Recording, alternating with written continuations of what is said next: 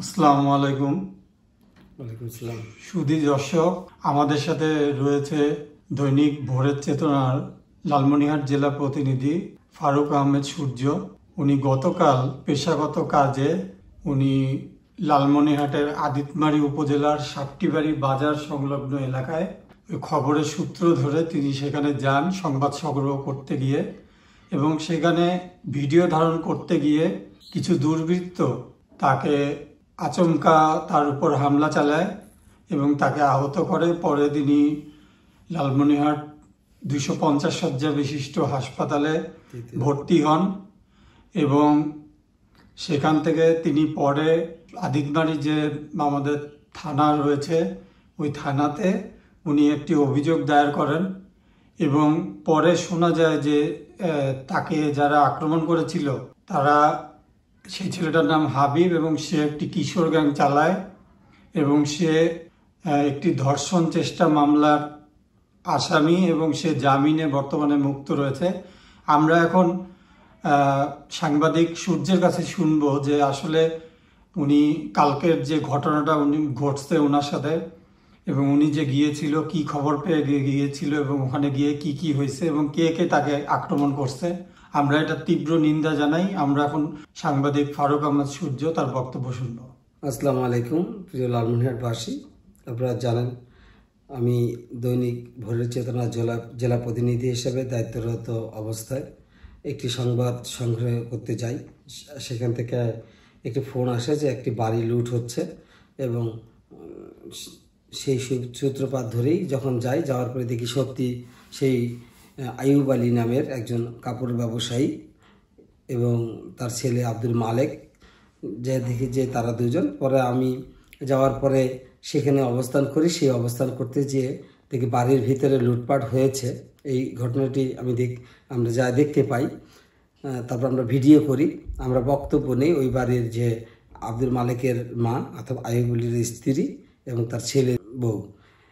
যখন আমরা তাদের বক্তব্য নিয়ে সব ভিডিও করে কালেকশন করে আমরা সেখান থেকে আমরা 3 জন সাংবাদিক ছিলাম।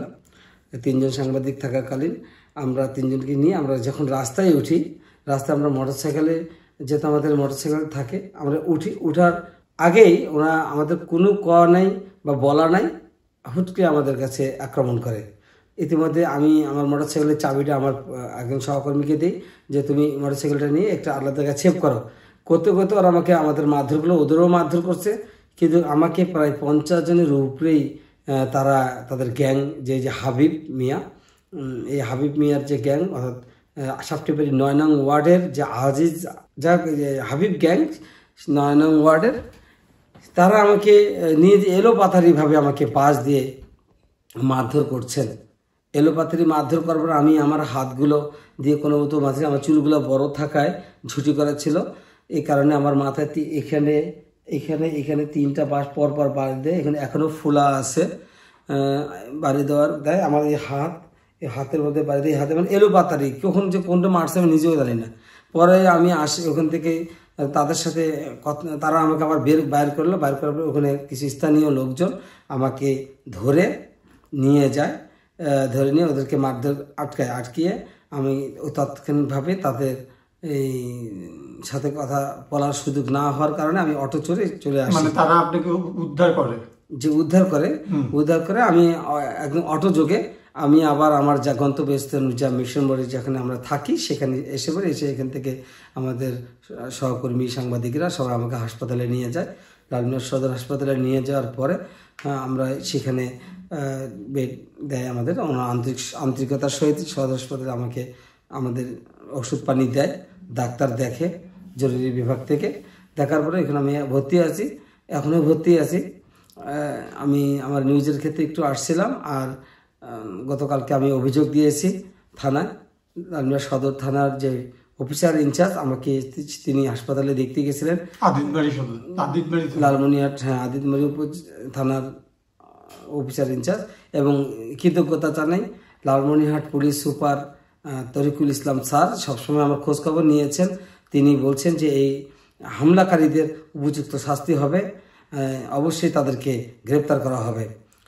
পাশাপাশি আমাদের সহকর্মী সাংবাদিকরা যারা লালমনিরহাটের সকল সাংবাদিকরা নিউজ করেছেন তাদের প্রতি কৃতজ্ঞতা, তারা আমার খোঁজখবর নিয়েছেন, আমার শারীরিক অবস্থার খোঁজখবর নিয়েছেন, অনেক কৃতজ্ঞতা যারা আমাদের লালমনিরহাটের যে ভূমিকা বেশি সেই সহকর্মীদের আমি সবার কাছে কৃতজ্ঞতা বোধ করছি। তারা আমাকে খুব স্নেহ করেন, ভালোবাসেন, তাদের প্রতিও স্নেহ ভালোবাসা আমার অফুরন্ত থাকবে। আমার জন্য দোয়া করবেন, আপনাদের জন্য দোয়া থাকবো।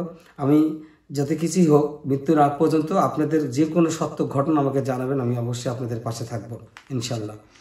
আচ্ছা, এখন এই যে বাংলাদেশের বিভিন্ন জায়গায় সাংবাদিকরা যখন খবর বা তথ্য সংগ্রহ করতে যাচ্ছে, কিছু দুর্বৃত্ত তাদেরকে বিভিন্নভাবে উত্ত্যক্ত করছে বা হামলা চালাচ্ছে।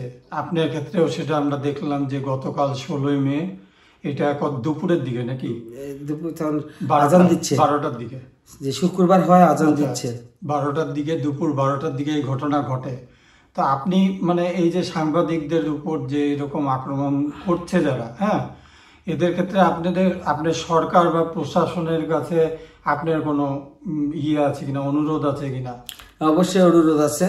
আমি অবশ্যই প্রশাসনিক কর্মকর্তা যারা আছেন তাদেরকে বলবো, খালি আমি না, আমার উপরে আঘাত আনছে এমন না। আমি চাই বাংলাদেশের যত সংবাদকর্মী আছে তাদের উপর আঘাত আনার সাথে সাথে কোনো রকম কম্প্রোমাইজ চলবে না, কোনো রকম ছাড় দেওয়া চলবে না। তাদেরকে গ্রেপ্তার করতে হবে, উপযুক্ত শাস্তি দিতে হবে এবং এমনভাবে শাস্তি দিতে হবে যেন তারা বাংলাদেশের যারা উগ্রপন্থী যারা আমাদের সবসময় আঘাত করে থাকেন তাদের যেন এমন বিচার হয় যেন আর কেউ ভয়েও যেন আমাদের সাংবাদকর্মীদের উপর আঘাত না আনতে পারে। সেই কারণে আমি প্রশাসনের দৃষ্টি আকর্ষণ করছি। বাংলাদেশ সরকার যারা আছেন সরকারে তাদের প্রতি আমি সদয় দৃষ্টি আকর্ষণ করছি, তারা যেন এই বিষয়গুলো বেশি বেশি করে আমাদের সাপোর্ট দেন এবং সাংবাদিকদের জন্য মঙ্গল বয়ে আনবে মনে করি। এটি কামনা করি যেন আপনারা এটা প্রয়োগ করেন, সঠিক প্রয়োগটা যেন আমাদের উপর হয়।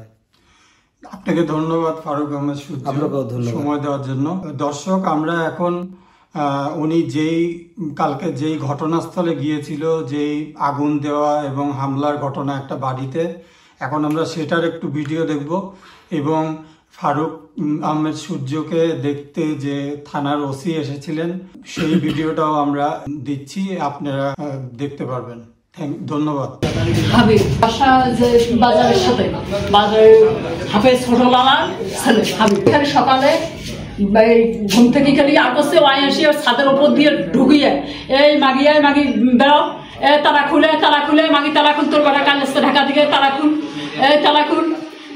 খুল এইভাবে করিয়ে একেবারে আমাকে একেবারে ও ছাদের উপর নিয়ে এসে ছাদের উপর থেকে আমাকে টালাই দিল, বসিয়ে ভাই সবাই হাঁটবে আমি কানে দিয়ে যায় আমার স্বামী গাড়ি নেই, স্বামী দে কোন বাপ আছে তোর বাসায়, কোন বাপ আছে অনেকজন লোক আছে, আমি দেখছি 5-6 জন আছে এখানে ভিতরে ঢুকছি পাশি ওখান থেকে আমার দেখা দেখি মারামারি মাথার টাকায় এখানে আসিয়ে ওরা আমার ছেলের বলতে ওঠে নাই, আমি গেলি একাই সন্ধ্যে সকাল 7:30টার সময় তারা কুড়ি দিবে কত বেড়া তালা খুবে কত বেড়া তালা খুবে কত গিলাস মরসিগুলোর গিলাস পাইপ দিয়ে ভাবছে গেট খুল মরসিগুলোর গাড়ির চাবি কই গাড়ি বের করে। আমার এখানে কোনো ভাই বাকি কেউ নেই, আমার ছেলে এখানে জমি গিলি বাড়ি গেছে আমার স্বামী। আমাকে মেডিকেলে ভর্তি করাইলো, পরে বাসার এই সমস্ত টাকা নিয়ে গেছে, খারাপ প্রস্তাব দিছিল, তারপরে যে ওইটা নিয়ে মামলা হয়েছে, তারপরে কিছুদিন আগে জেল খাইতে ওই বের হয়েছে, বের হয়ে আজকে আবার সেই হামলা করছে। আমার সারা হাত, আমি হাত তো বাগাই করতে পারি, আমি বলছি আমার কথা শুনুন, তোমাদেরও তো আমরা ইয়া করবো, ওরা আগতে কোনো করবে না। কথা বলছি সেই মোমেন্টে আমি কথা বলতেছিলাম, এই জায়গাটা খুলে গেছে। হ্যাঁ কথা বলছি, গাড়িতে উঠে কথা বলছে। ঠিক আছে, আপনি ট্রিটমেন্ট হন, লিখিত অভিযোগ আমরা ঠিক আছে। তিন জায়গা খুলে দেন আমাকে, হ্যাঁ বাড়ি মারছে এই যে এখানে চিন্তা করে ভালো তো ফেটে যায়নি ভাই, হাতে মনে মাথায় বাঁধতে পারছে তো, আর আমি বারবার হাত চেষ্টা করছি। মানে আপনি ইয়া করেন কি বলে, আপনি সুস্থ আমাদের একদম লিখিত দিতে, তারপর আমরা ঠিক আছে। দৈনিক আজকের বাংলা .net